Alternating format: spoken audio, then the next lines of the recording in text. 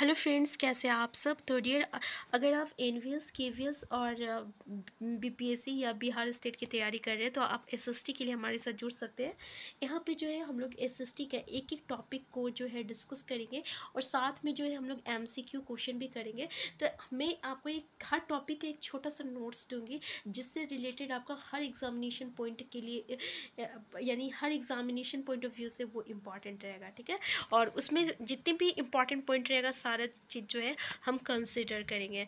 तो आज का जो मेरा पहला क्लास है, ऐसे हम लोग क्लास 6 टू लेके 10 तक का जो एनसीईआरटी का है बुक उसको तो फॉलो करते ही हैं। 6 टू 8 का जो है एनसीईआरटी की बुक वो सीटेट के नाम से है हमारे चैनल में। अगर आप देखना चाहें तो आप देख सकते हैं, वहाँ पे हमने एक एक चैप्टर को डिस्कस किया है। ठीक है, तो हम लोग आज का क्लास स्टार्ट करते हैं बिना टाइम वेस्ट किए। तो देखिए, हम लोग जैन धर्म का आज है पहला टॉपिक मेरा जैन धर्म, और यहाँ पे जो है हम लोग महावीर स्वामी के परिचय के बारे में आपको बताएंगे। देखिए, बहुत ही छोटा चीज़ में शॉर्ट्स में आपको हर चीज़ यहाँ पे देखने को मिलेगा। पहले तो याद रखिएगा कि इनका जन्म जो है 599 ईसा पूर्व में हुआ था, 599 ईसा पूर्व में। इनका जो जन्म स्थान है ये कुंडग्राम वैशाली। ये जन्म स्थान से तो क्वेश्चन पूछा ही जाता है। इनका पिता का नाम याद रखिएगा सिद्धार्थ, ये ज्ञात कुल के प्रधान थे, और माता का नाम था त्रिशला अथवा विधेदत्ता। ये जो है लिच्छवी के राजा चेतक की बहन थी। लिच्छवी याद रखिएगा, कभी कभी इनके माता का पूछ लिया जाता है कहाँ की थी, तो ये लिच्छवी के राजा चेतक की बहन थी। और इनका बचपन का नाम याद रखिएगा, कभी कभी बुद्ध और महावीर स्वामी का इनका जो है बचपन का नाम पूछ लिया जाता है, तो इनका बचपन का नाम जो है वर्धमान था। इनकी पत्नी का नाम क्या है, तो यशोदा है, जो कि कुंडी गोत्र की कन्या थी। और पुत्री कौन है, प्रियदर्शना थी। और दामाद जो थे इसके प्रथम शिष्य थे जमाली। ठीक है, यहाँ से क्वेश्चन पूछ लिया जाता है कि इनका प्रथम शिष्य कौन थे। तो भाई प्रथम शिष्य जो थे ना, ये इनका ही दामाद था जिनका नाम था जमाली नाम था। ठीक है, अब देखिए यहाँ से आपको क्वेश्चन पूछा जाता है जैसे कि इन्हें ज्ञान की प्राप्ति कहाँ हुई थी। तो याद रखिएगा, चिंबक ग्राम के समीप रिजुपालिका नदी के तट पर साल वृक्ष के नीचे। ठीक है, कभी पूछ लिया जाता है किस वृक्ष के नीचे या किस नदी के तट पर, तो यहाँ से 2-3 क्वेश्चन आपको मिलता है। ठीक है, चिंबक ग्राम के समीप और रिजुपालिका नदी पर और साल वृक्ष के नीचे। अब यहाँ से आपको थोड़ा सा पूछा जाता है कि इनका प्रथम उपदेश कहाँ था, तो राजगिरी में जो है ब्राकर नदी के तट पर था। और उपदेश दिया कौन सा भाषा में उपदेश दिया गया है ये भी पूछा जाता है, तो प्राकृत भाषा में। तो प्राकृत भाषा क्या थी, प्राकृत भाषा जो थी ना ये आम आदमी की भाषा थी, यानी आम आदमी लोग जो भाषा इस्तेमाल करते थे ना उसी को प्राकृत भाषा कहते थे, और इसी भाषा में इन्होंने अपने उपदेश दिया था। और इनकी मृत्यु जो थी 527 ईस्वी में हुआ था। कहाँ हुआ था, तो पावा में मलगन राज्य के षष्ठपाल के राजप्रसाद में हुआ था। षष्ठपाल के राजप्रसाद में हुआ था। तो देखिए यहाँ से आपको बहुत सारे क्वेश्चन बनते हैं, तो आप बस ये जो है इसका स्क्रीनशॉट भी ले सकते हैं। यहाँ से बहुत सारे आपको क्वेश्चन बनते हैं। ठीक है ना, अब यहाँ से जैसे इनके त्रिरत्न जो है जैन धर्म के त्रिरत्न से पूछ लिया जाता है, तो जैसे कि सम्यक दर्शन हो गया, सम्यक ज्ञान हो गया और सम्यक आचरण हो गया। क्या है, सम्यक दर्शन, सम्यक ज्ञान, तो देखिए सम्यक ज्ञान हो गया और सम्यक आचरण हो गया। तो कभी कभी इनके त्रिरत्न से जो है सवाल पूछे जाते हैं, तो याद रखिएगा सम्यक दर्शन, सम्यक ज्ञान, सम्यक आचरण, जो कि जैन धर्म के त्रिरत्न है। इसके अलावा इसके 5 महाव्रत है जैन धर्म के।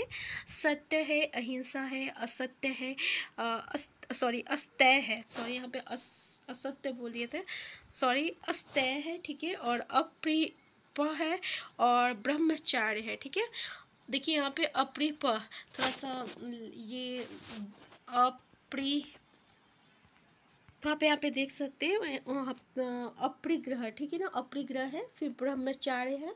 तो यहाँ पे देख सकते हैं कि जैन धर्म के 5 महाव्रत में सत्य है, अहिंसा है, अस्तेय है, अपरिग्रह है, ब्रह्मचार्य है। तो याद रखिएगा।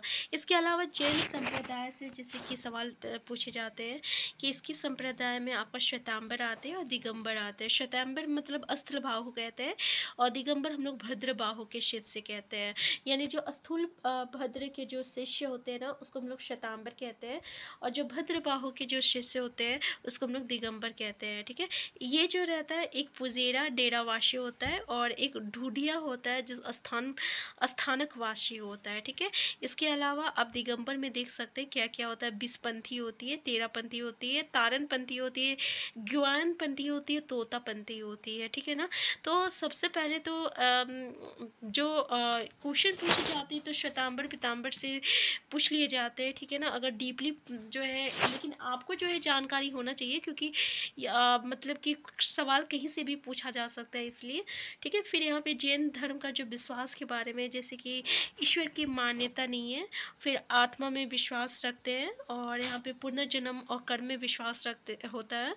जैसे कि पुनर्जन्म और कर्म में उसमें क्या हुआ था ना, लोग जो थे बहुत ही इच्छुक थे कि इस जीवन के बाद भी क्या होता है। ठीक है ना, तो उसमें ये लोग उसमें विश्वास होने लगा था लोगों को कि हाँ, हमारा जो कर्म के अनुसार ही जो है हमें फल मिलता है, और इस बार हम जैसे कर्म करेंगे तो उसका वो आपका पुनर्जन्म में होगा। ठीक है, इस तरीके से लोग यहाँ पे समझने लगे थे। फिर वेदों की यहाँ पे देख सकते हो औपरुष्यता स्वीकार नहीं, तो ये जैन धर्म का कुछ विश्वास था, बस एक बार आपको डेट करने की ज़रूरत है।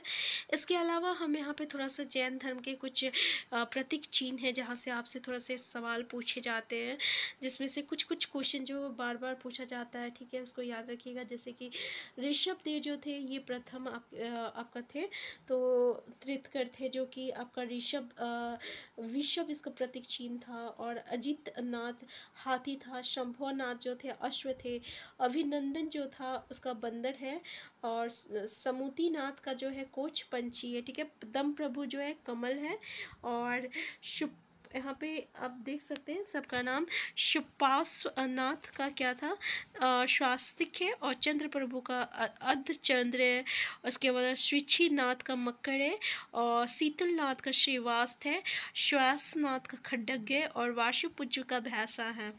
इसके अलावा आप यहाँ पे देख सकते हैं बिमलनाथ का वाड़ा है, और अनंतनाथ का बाज है, धर्मनाथ का वज्रदंड है, शांतिनाथ का हिरण है, कुंभनाथ का बकरा है, और अहनाथ का मत्स्य है, और मल्लीनाथ का कलश है, मुनीश्वरवत का कछुआ है, नमीनाथ का नीला कमल है, और टेमी और नेमीनाथ का शंख है, पार्श्वनाथ का सर्प है, और महावीर का सिंह है।